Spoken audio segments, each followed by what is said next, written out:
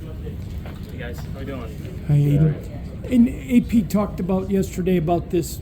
Nobody's really differentiated themselves in the quarterback battle yet. I'm curious, in your mind, what do you have to do to win this job?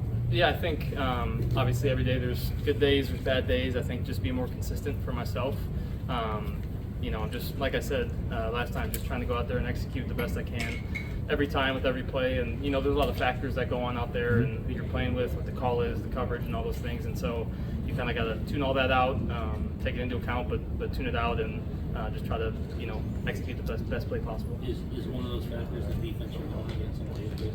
For sure, yeah. I mean, we got guys flying around out there, guys have been in the system for a few years now, and the sky's them better, and they've showed us really every coverage so far, which has been really good work for us. So yeah, I'm definitely a fan of making practice as hard as possible, making walkthroughs difficult mentally for us, just so we can, that's stealing reps for the quarterback. And so I'm trying to, like I said, make practice as hard as possible, have the most challenging look, so then you can try to make the game easier.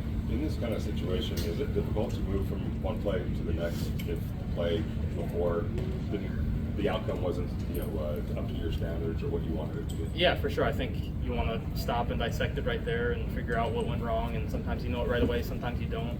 But yeah, I think and that's not unique to our team or the situation, but you want to fix the bad plays quickly and move on, and then just keep executing the good plays. What do you do to mentally push yourself to say, forget it, just go on and move on? Yeah, I think there's really no other choice. It's each play has enough, mental really stimulation for the quarterback that you have to lock in on that play, and the call's coming into my helmet, fortunately, so I have to move on. I quite literally have to think about the next play and think about what's coming up. What's your sense in how much the preseason performances will weigh in the ultimate decision for the starting job? Yeah, I'm not sure, to be honest with you. I'm really not sure how they're going to go about doing that, and it's not my decision. And so just trying to, like I said, there's days of practice before our first preseason game, so we're trying to execute in practice tomorrow and in our jog through the next day, and just trying to take it day by day. And I think that's what it takes to try and play your best ball.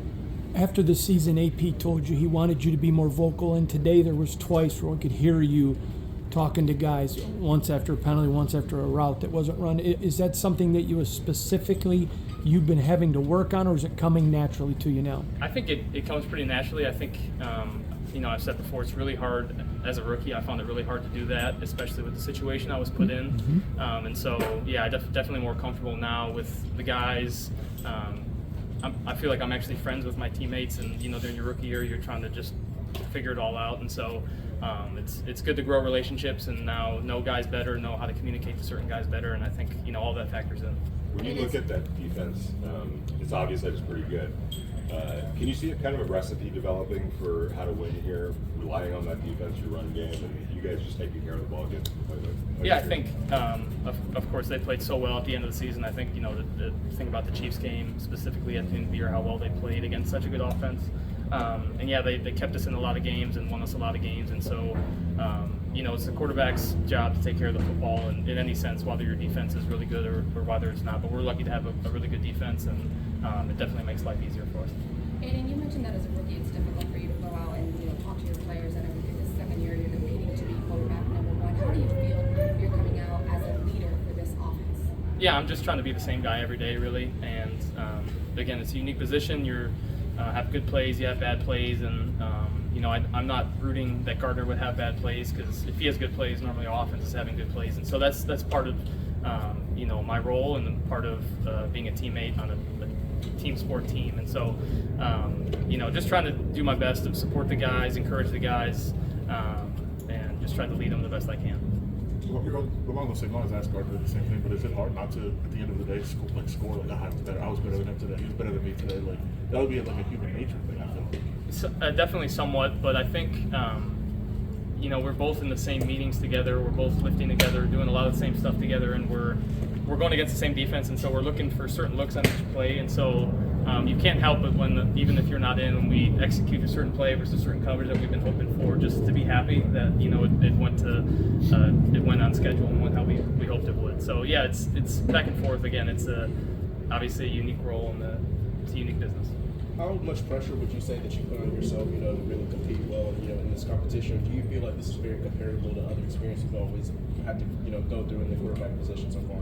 Yeah, I think I've been lucky to be in different competitions. Obviously, this is my first time at this level, but I think what happens early in your life prepares you for what happens later for sure. My dad taught me that, and so in high school I had to compete, and in college basically every year I had to compete, and now I'm doing the same thing. And again, it's definitely unique in the NFL, but I'm definitely thankful I had to go through those times.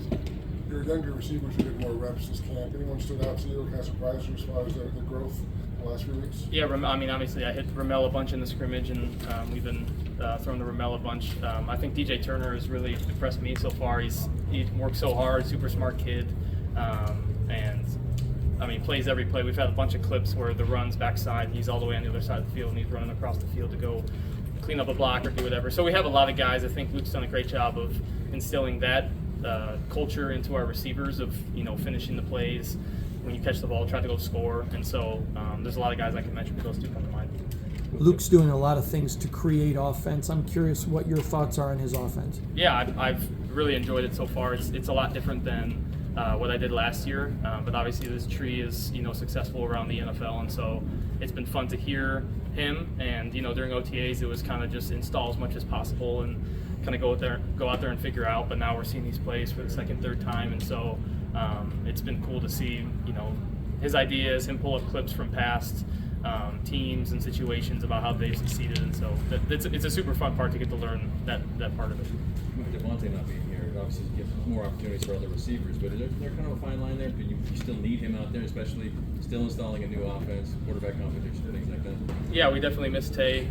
He's not just a great player, but a leader for us, and so wish he was out here, but obviously he's having a baby, so not mad at him at all, and hoping for smooth delivery and everything. But it's we want as many reps as possible.